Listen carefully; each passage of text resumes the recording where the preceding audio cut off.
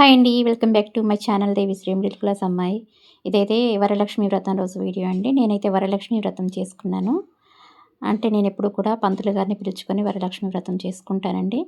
నేను ఏవి కూడా ఇంత గ్రాండ్‌గా చేసుకోవాలని నాకు అనిపించదు, కానీ ఒక్క వరలక్ష్మి వ్రతం మాత్రం అస్సలు కాంప్రమైజ్ అవ్వను. నాకు చాలా ఇష్టం వరలక్ష్మి వ్రతం చేసుకోవడం అనేది. చాలా ఇష్టం అంటే ఇక మాటల్లో కూడా చెప్పలేను. అందుకే పంతులు గారిని పిలిచి చేసుకుంటూ ఉంటాను. ఎప్పుడన్నా అంటే పరిస్థితులు బాలేనప్పుడు పంతులు గారిని పిలవకుండా ఒక్కదాన్ని చేసుకున్నానేమో కానీ, మ్యాక్సిమం నేనైతే కొన్ని సంవత్సరాలుగా పంతులు గారిని పిలిచే చేసుకుంటున్నానండి. ఇంకా ఈరోజు కూడా పంతులు గారు వచ్చేసారు. పంతులు గారైతే ఒక 3, 4 ఉన్నాయంట ఆయనకి. నేనైతే ఎగ్జాక్ట్‌లీ 8:30 వరకే వచ్చేస్తానండి. మీరైతే షార్ప్‌గా రెడీగా ఉండాలని చెప్పేసి ఒక 2, 3 సార్లు మధ్యలో ఫోన్ చేసి గుర్తు చేశారు నాకు. ఆయన అలా చెప్పినందుకైనా నేను షార్ప్‌గా ఉండాలని చెప్పేసి తెల్లవారుజామున 2 గంటలకే లేచానండి. లేచి పనులైతే స్టార్ట్ చేసుకున్నాను. అంటే ఒక్కదాన్నే చేసుకున్నాను ఈసారి, ఎవరు రాలేదు. ప్రసాదాలన్నీ ప్రిపేర్ చేసుకోవాలి కదా! అందుకోసమని చెప్పి 2 గంటలకే లేచి ఇల్లంతా క్లీన్ చేసుకొని, మళ్ళీ అంతకుముందు రోజే ఇల్లు కూడా కడిగుంచుకున్నాను. అయినా సరే ఎర్లీ మార్నింగ్ లేచి మళ్ళీ క్లీన్ చేసుకోవాలి కదా! చేసుకొని మొత్తం ఇంకా స్నానం చేసి ఇంకా ప్రసాదాలైతే అన్నీ రెడీ చేసుకున్నానండి. ప్రసాదాలు కూడా ఒక 5 రకాలైతే చేశాను. చేసి షార్ప్‌గా 8:30 వరకైతే రెడీగా ఉన్నానండి. 8 వరకైతే మొత్తం కంప్లీట్ చేసుకొని నేను 8కే రెడీగా ఉన్నాను. ఈలోపు 8:30కి అయితే పంతులు గారు వచ్చారు. పంతులు గారు వచ్చిన తర్వాత ప్రిపరేషన్ కూడా ఉంటుంది కదా! ఆయన వచ్చిన తర్వాత ఆయన చేసుకునే ప్రిపరేషన్ ఆయన చేసుకుంటున్నారు. ఇక నాతో అయితే పూజ అయితే స్టార్ట్ చేపిచ్చారు. పూజ అయితే చాలా బాగా చేసుకున్నానండి. ఎంత బాగా చేసుకున్నానంటే నాకైతే చాలా హ్యాపీగా అనిపిస్తుంది. ఒక్క వరలక్ష్మి వ్రతం మాత్రం ఇలా పంతులు గారిని పిలిచి చేసుకుంటే చాలా తృప్తిగా అనిపిస్తదండి నాకెందుకో కానీ. ఏ పండగలో కూడా ఇంత ఇంట్రెస్ట్ పెట్టనేమో నేను, కానీ వరలక్ష్మి వ్రతానికి మాత్రం అస్సలు కాంప్రమైజ్ కాను. ఏ విషయంలోనూ కాంప్రమైజ్ కానండి. అన్నీ అక్కడికి అవసరమైనయి అన్నీ కూడా అన్నీ తీసుకొచ్చుకుంటాను. మంచిగా నాకు తృప్తి కలిగేలాగా అయితే నేనైతే వరలక్ష్మి వ్రతం చేసుకుంటాను. ఎందుకో ఈ వరలక్ష్మి వ్రతం అంటే నాకైతే చాలా అంటే చాలా ఇష్టమండి. మాటల్లో కూడా చెప్పలేనని చెప్పాను కదా! అంత ఇష్టం అన్నమాట. అమ్మవారిని ఇలా పూజించుకోవటము ఇదంతా కూడా చాలా మంచిగా అనిపిస్తుంది నాకు. ఇంకా నేనైతే ప్రసాదాలైతే ఒక 5 రకాలు చేశానండి. పాయసం, పులిహోర, దద్దోజనం చేశాను. పూర్ణాలు, గారెలు తప్పనిసరిగా చేయాలి కదా! ఇంకా శనగలు, ఫ్రూట్స్ ఇవన్నీ కామన్ కదా! వరలక్ష్మి వ్రతం అంటేనే మంచి శనగలు ఎందుకో కానీ నాకు తెలీదు, రీజన్ అయితే తెలీదు, కానీ మంచి శనగలైతే తప్పనిసరిగా వాడాలి కదా! ఇంకా ఇవన్నీ కూడా రెడీగా పెట్టుకున్నాను. ఇంకా పూజ అయితే స్టార్ట్ చేసేసాము. ఫస్ట్ గణపతి పూజ అయితే చేపిచ్చారు పంతులు గారు. పసుపు గణపతిని చేస్తారు కదా! చేసేసి ఇలాగా బియ్యంలో జాకెట్ ముక్క పెట్టుకొని దాని మీద పసుపు గణపతిని ఇలాగైతే తమలపాకులో పెట్టేసుకొని పూజ అయితే చేపిచ్చారండి. చాలా బాగా చేపిచ్చారు. చాలా టైం కూడా పట్టింది పూజ చేయటం నాకు ఈసారి. చాలా అంటే చాలా హ్యాపీగా అనిపించిందండి నాకైతే ఈ పూజ. పువ్వుల దగ్గర నుంచి కూడా అన్నీ కూడా ఎక్కువగానే తెచ్చుకున్నానండి. ఎందుకంటే నాకు ఈ వరలక్ష్మి వ్రతంలో పువ్వులు కూడా ఎక్కువగా వాడుతుంటాము. అందులోనూ ముత్తైదువులు వస్తుంటారు కదా తాంబూలానికి, వాళ్ళకి ఇవ్వటానికి కూడా పువ్వులు వాడుతుంటాం కాబట్టి పువ్వులు, గాజులు ఇలాంటి ఏ విషయంలో కూడా కాంప్రమైజ్ అవ్వను. అన్నీ సరిపడా తెచ్చుకుంటాను. ఇక్కడ మీకు ఆల్రెడీ అర్థమైపోతుందనుకుంటాను చూస్తేను. చాలా అంటే చాలా హ్యాపీగా అనిపించిందండి నాకు ఈ వ్రతం చేసుకోవడం. ఈ వ్రతం ఎలా చేసుకున్నానో ఒకసారి అయితే చూసేయండి. అంటే పంతులు గారి వాయిస్ కూడా ఒకసారి వినిపిద్దామని చెప్పేసి వాయిస్ ఉంచేస్తున్నాను. ఒకసారి అయితే వినేసేయండి. మహాగణాధిపతయే నమః. తాంబూలం స్మరించి తాంబూలం సమర్పయామి. అట్లా మీకు ఎలా చేయాలి స్మరించండి. ఆ పక్కనే ఉంటుంది సంతోషంలో అట్లాగా తాంబూలం సమర్పయామి. మరొకసారి స్వామివారికి ఆగతం నేర్చుంటే తాంబూల శరణాంతరం శుద్ధాచమనీయం సమర్పయామి. నీరాజన దీపమాంతరం శుద్ధాచమనీయం సమర్పయామి. నమస్కరోమి.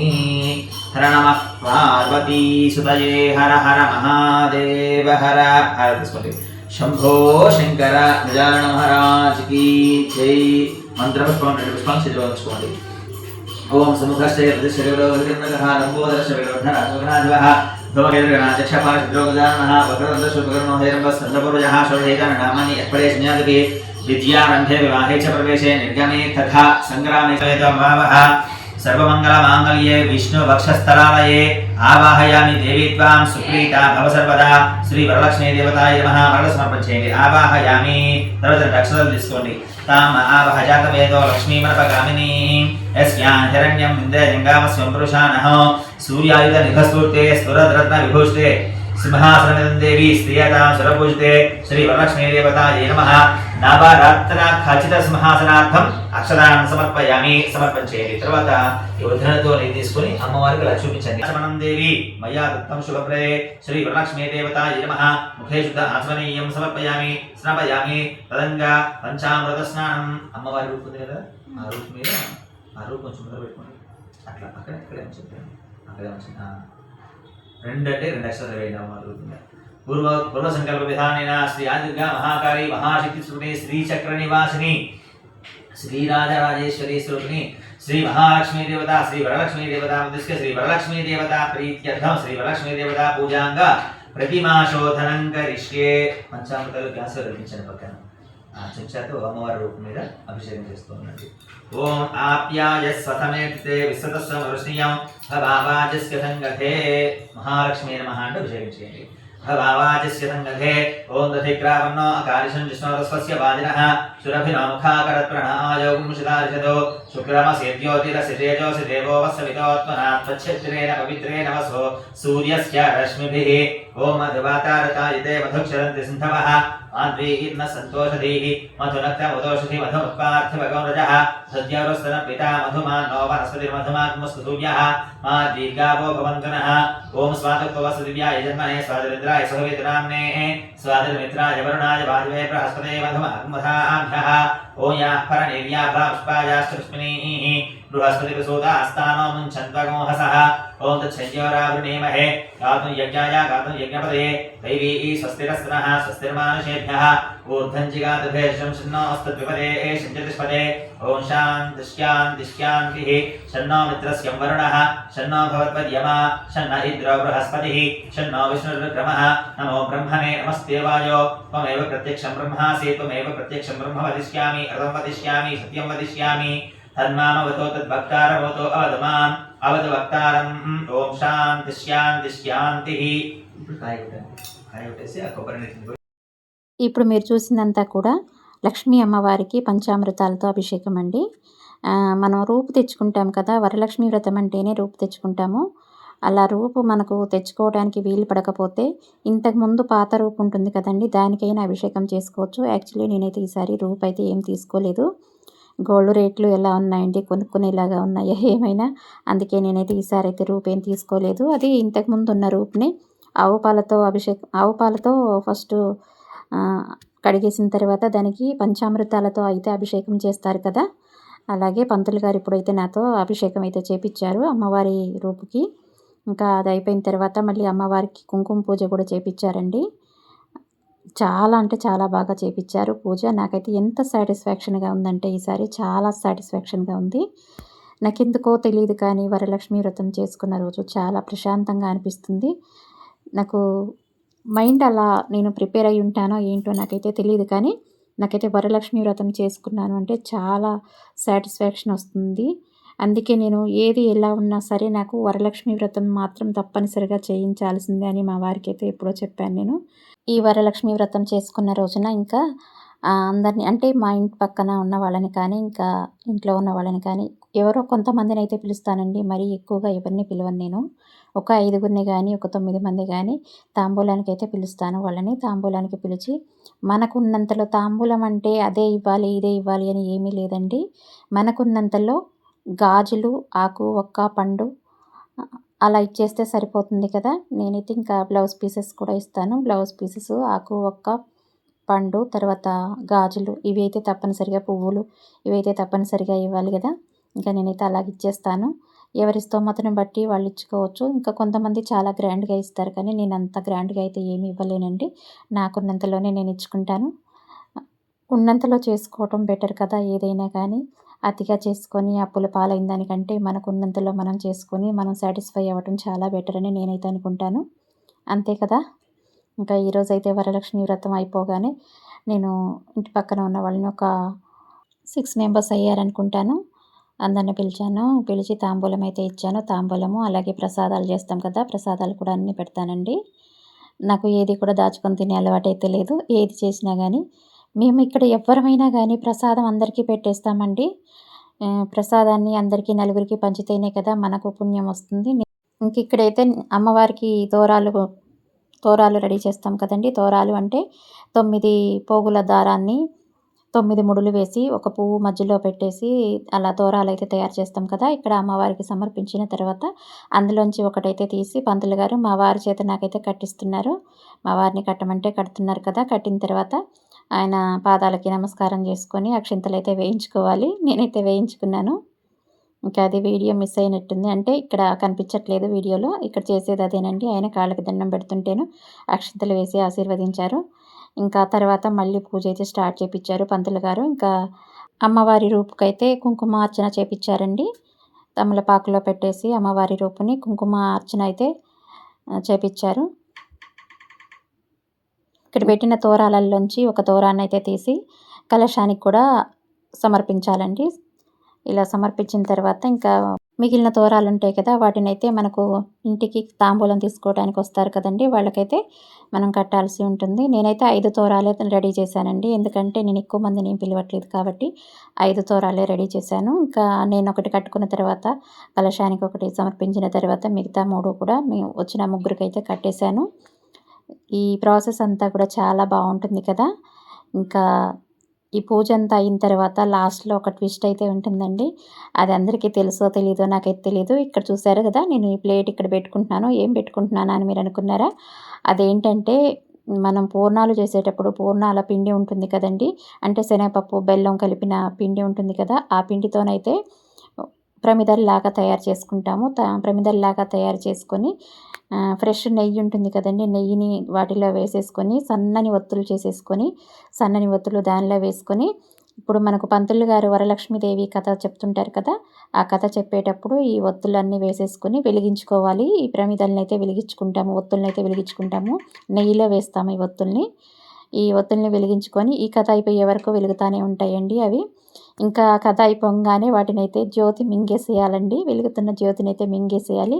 మా సైడ్ అయితే ప్రాసెస్ అయితే ఇలాగే ఉంటుంది. వరలక్ష్మి వ్రతంలో ప్రాసెస్ అయితే ఇలాగే ఉంటుంది. యాక్చువల్లీ మా సైడ్ ఇంకా ఇలాగే జ్యోతులు మింగే ప్రాసెస్ అట్ల తద్దిలో కూడా ఉంటుందండి. చాలామంది అనుకుంటారో ఏమో ఇదేంటి ఇలా మింగుతున్నారు అని అనుకుంటారో ఏమో, కానీ ఇదైతే ఒక ఆచారం అండి ఇలా మింగటం. నేనైతే ఇంకా ఈ పూజ అంతా అయితే ఇలా అయిపోయిందండి. చూశారు కదా అమ్మవారి అలంకరణ ఎంత బాగుందో.